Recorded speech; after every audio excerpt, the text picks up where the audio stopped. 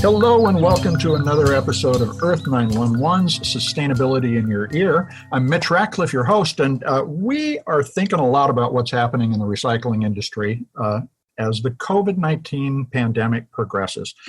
We know it's no secret that the world is locked down, but what we've seen in reports is that residential recycling is actually up in many places where people are staying at home, cleaning the house, and sending materials through the system. On the other hand, business recycling has almost completely collapsed. And we wanted to find out how that's going to impact the future of the recycling system in the United States. So we invited Joe-Pickard, who is the chief economist at the Institute for Scrap Recycling Industries. Joe, welcome to the show. How are you today? I'm well. Thanks so much for having me. Well, we're glad you're well. It's time to be well. Joe, this has been a remarkable time, and I refer to this as the great pause, and we're hoping it's a pause in which people stop and reflect on how we might also improve systems, not merely return to something that was the old normal. Can you tell us in very broad terms what the state of the industry is right now, given all of the changes we've gone through over the last 2 months?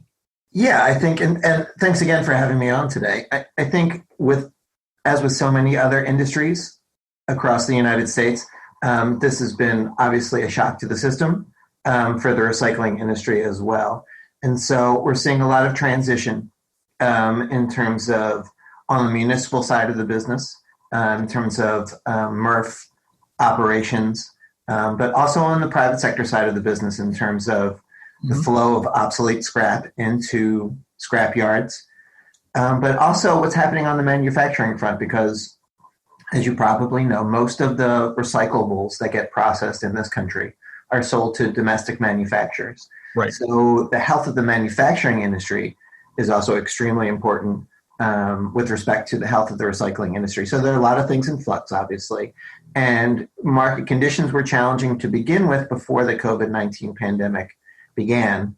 And so they've become even more complicated, I think, as a result of it. But happy to talk more about the individual market dynamics as you wish. Well, so I think at the individual market level, in terms of any particular material, we've seen a lot of programs close and then start to reopen, and in some cases reopen completely.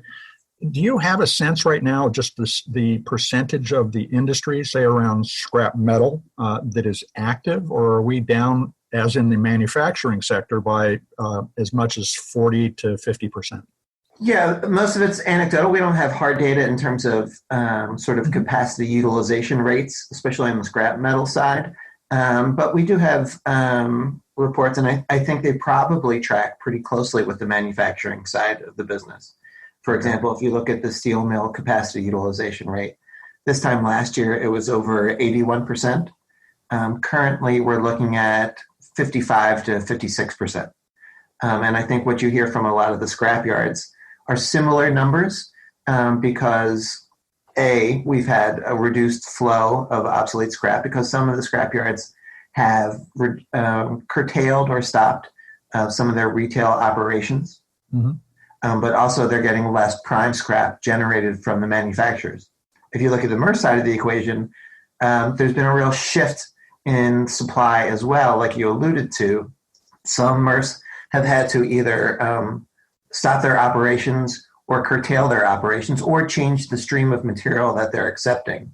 That's starting to loosen up a little bit, but it has meant that the flow has shifted more towards the residential side of the business, certainly, and away from the commercial collections. And I think that's emphasized just how important the residential supply is. And just for a second, if you think about it from an end product perspective, people are certainly, in the market for paper and paper products, whether that's, toilet paper or napkins or more than ever. Yeah, exactly. But in order to produce those products, there needs to be a flow of raw material inputs that the paper mills can use.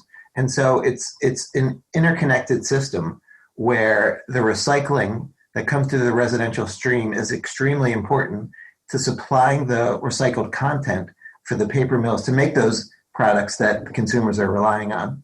So let me back up a bit and just add a couple of pieces of context here. So you mentioned MRFs, and for folks listening who aren't familiar with that phrase, it's MRF and pronounced MRF, and it means Materials Recovery Facility. These are the large sorting facilities that are often co-located with big transfer stations. The other thing is ISRI, and you can go to ISRI.org in order to take a look at what they are providing right now in terms of guidance about worker safety and your safety as a recycler is really important to understand.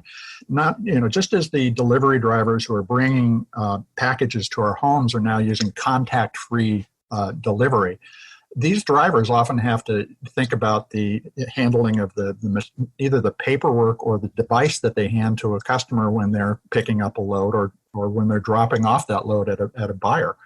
So there's a lot of the same kind of dynamics that we see in the delivery industry that, with regard to worker safety, that people need to be concerned about. And ISRI has excellent guides about thinking about all of those things. If you're concerned about the safety of your recycling workers, it's a good thing to take a look at. Now, Joe, how long do you think this takes to come back? And do you think that there are certain types of recycling companies that are better positioned to survive the downturn that we are in? Yeah, it's certainly a downturn, right? And so that's a big part of the uncertainty going forward. We saw that the economy contracted 4.8% in the first quarter of this year. The expectation is that in the second quarter, the economy contracted anywhere from 20 to 40%.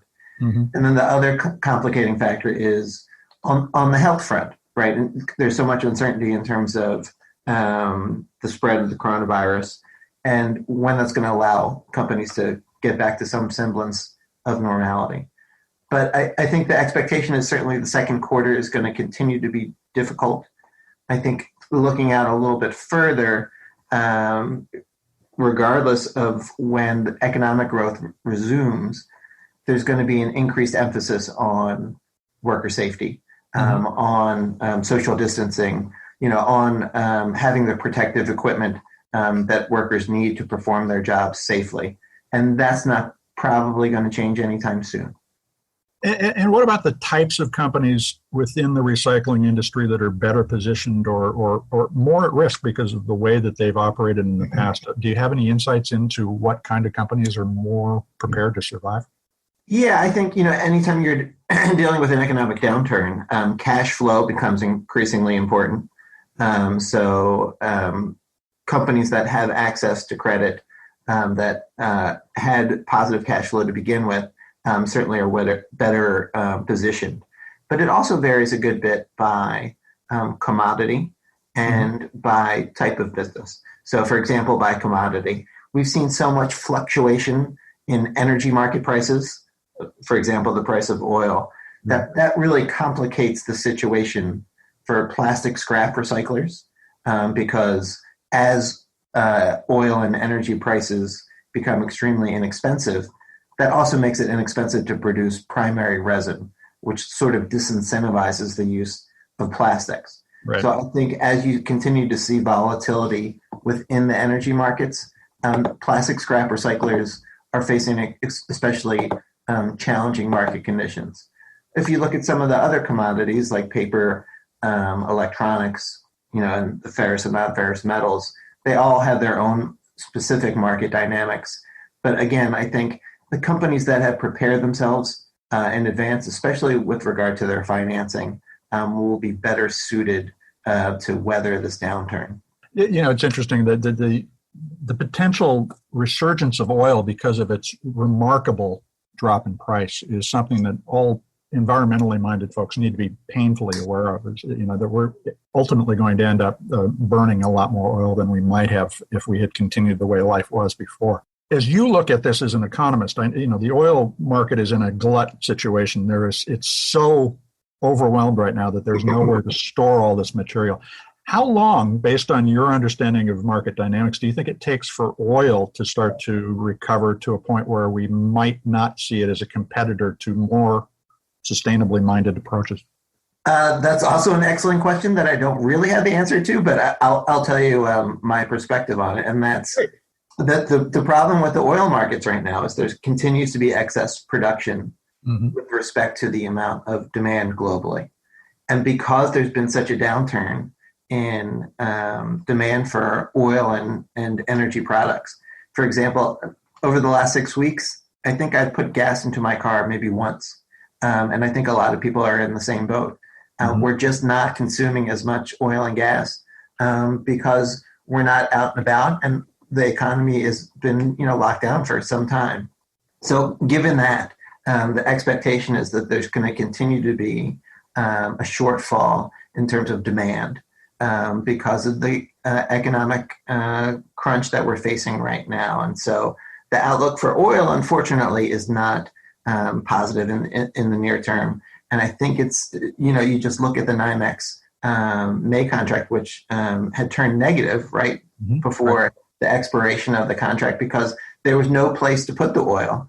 And so that's not a great indicator of a healthy market balance going forward. Yeah, in fact, it actually was, that contract went almost $40 below $0. In other words, people were paying $40 to store the barrel of oil that they were purchasing if they in fact did that. We've never seen anything like this before. Yeah. Let's also turn to, we've heard a lot about stimulus programs and economic recovery programs. Is Congress looking at anything to restore a robust recycling system in the United States, or is that something that isn't on the table right now? I think it's potentially on the table. I think a lot of the difference between the last Great Recession and the economic downturn we're facing right now is the speed with which stimulus measures have been introduced into the economy, both fiscal stimulus, like the Small Business Administration programs, the Paycheck Protection Program, but also the monetary stimulus that the Federal Reserve is entering into the economy now. And so I think those stimulus measures are quite beneficial to the recycling industry and to small businesses generally. Certainly there's been some problems administering some of these programs, but the sum total, when you're looking at trillions and trillions of dollars that are being made available to support industry, I think is beneficial not just to recyclers, but to the manufacturing base in the United States generally. That's great to hear.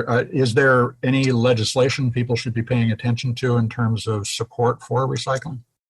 I don't know of anything currently that they need to be paying attention to, but I think there is a lot of attention, and rightly so, I think, that's been placed on the health of the recycling industry. And I think that was in the works even before the COVID-19 pandemic, where there was increased public attention, media attention, and attention from policymakers to make sure that the viability of the recycling industry was promoted. And certainly ISRI's been at the forefront of promoting those efforts.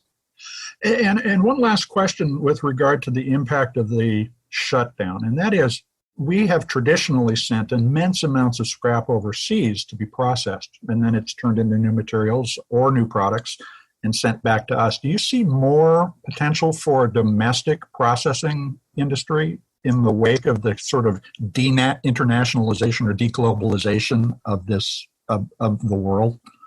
I think there's been a lot of focus in terms of sort of reshoring of manufacturing within the United States, which tends to be positively correlated with demand for scrap, which is a positive.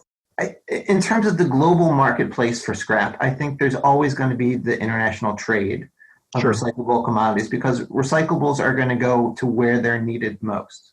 But I would also say that there's been, at least prior to the COVID-19 pandemic outbreak, there's been increased interest in investment in the U.S. recycling space. I think both in terms of, domestic investment, but also foreign direct investment, to make sure that the recyclables that our industry is processing meet the quality demands of consumers.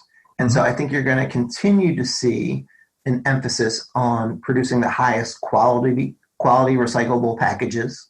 And I think that's going to be a positive for our industry going forward. Well, and my last question for you is just based on where we are and recognizing that where we are is a situation in which we cannot really predict much of anything because we have literally never seen this before.